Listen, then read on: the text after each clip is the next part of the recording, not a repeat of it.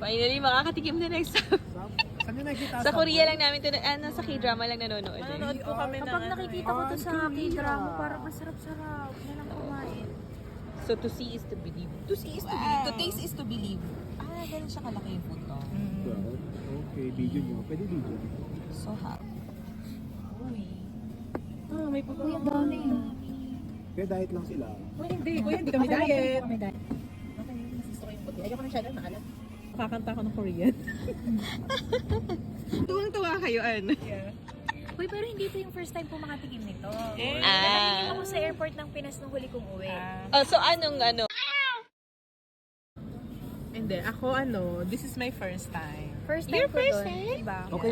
Ayan, ano pa po? Gulay po? Cabbage and tomato. Nice!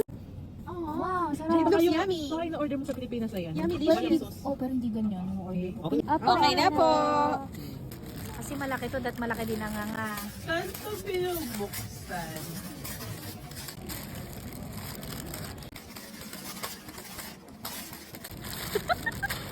Paano binuksan yun?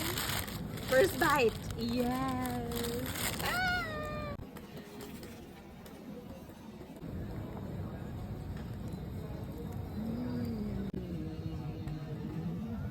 Sarap.